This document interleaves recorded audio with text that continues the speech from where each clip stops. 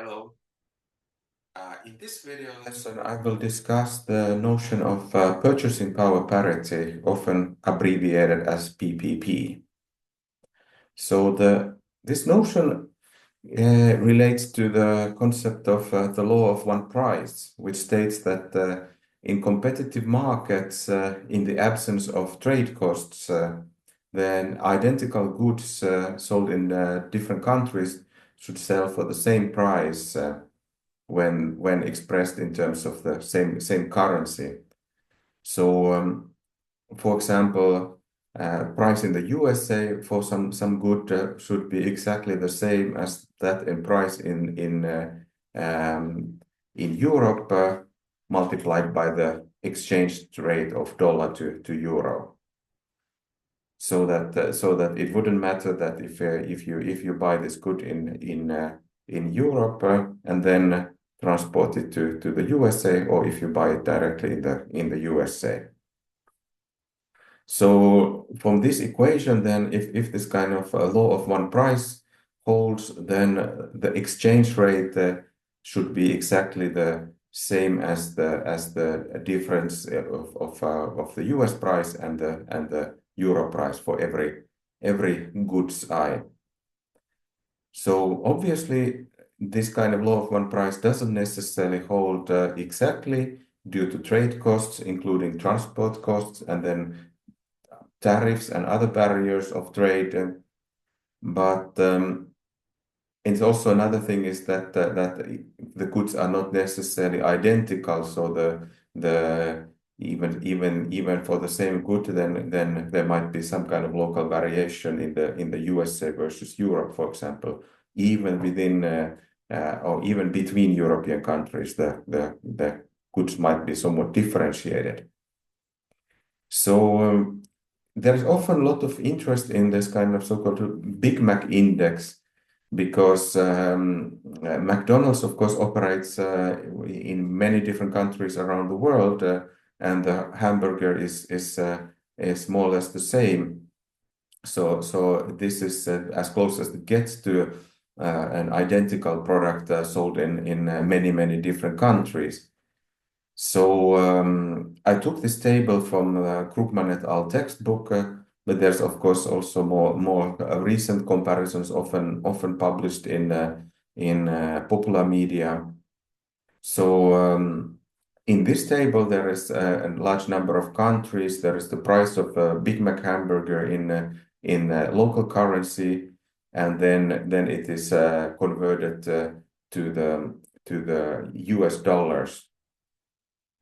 And then we can see that this kind of implied exchange rate, if we would compare this kind of hamburgers, Big Mac hamburgers, and their cost in US dollars, then the implied exchange rate, referred to here as implied purchasing power parity of dollar, tends to differ to some extent from this kind of forex market exchange rate.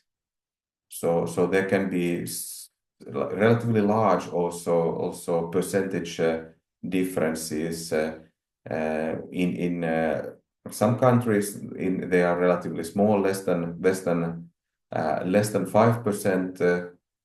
But then biggest ones in this table we see in Indonesia minus 51%, Hong Kong minus 52%, China minus 48%. So in these countries the Big Mac was considerably less expensive than in the USA compared to what the official or the market exchange rate would suggest. Okay, so because this kind of especially prices of services and this kind of like for example restaurants or cafes, the prices can be very different compared to what the law of one price would suggest. Then in many times, for example, when we want to compare cost of living or living standards in terms of gross domestic product per capita, or, for example, productivity in terms of labor productivity or total factor productivity, then researchers typically use so-called purchasing power parity exchange rates, and rather than the forex market exchange rates. So, for example, the OECD is collecting prices of a basket of more than 3,000 consumer goods and services. There's also government occupations. So, for example, they look at how much it costs to hire a teacher, school teacher. Then also different types of equipment and construction. So, how much it would cost to build a bridge, for example. So notice that this kind of purchasing power parity, these kind of price baskets, they are somewhat similar to, for example, that how statistical agencies look at or measure inflation in terms of commodity baskets. So the idea is very similar. Have a relatively wide coverage of different types of goods and services. Look at what it costs in the local currency, and then calculate what is the implied exchange rate. So, as I mentioned, this kind of purchasing power parity exchange rates are very widely used when economists are making the cost of living comparisons across different countries.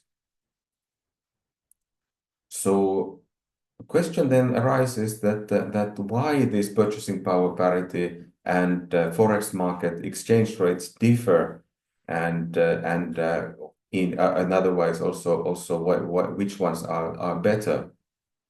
So notice, of course, that these purchasing power parity exchange rates cover the prices of much broader set of goods and services, so including non-tradable services. So such kind of services like cafes or restaurants or hair salons, where international trade is not really possible.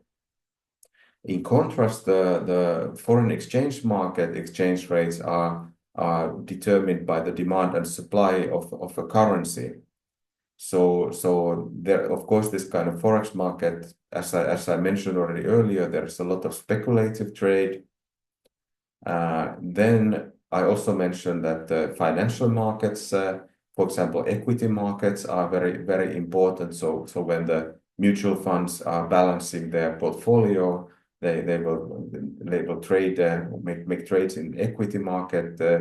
And when this kind of international financial markets, international investors make this kind of buy and sell decisions in the equity market, there's also then demand in the currency exchange market. Then, of course, exporting firms and multinationals, they participate in the foreign exchange markets.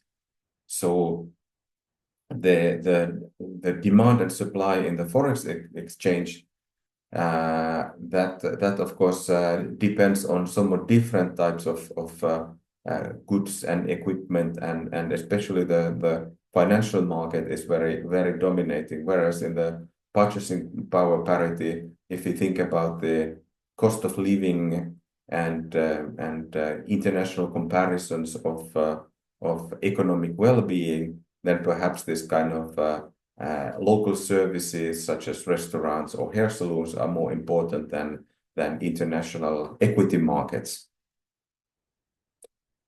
And then even if you think about tradable goods, where actually trade takes place, then there can be also deviations from the law of one price due to transport costs, for example, potentially tariffs and non-tariff barriers of trade.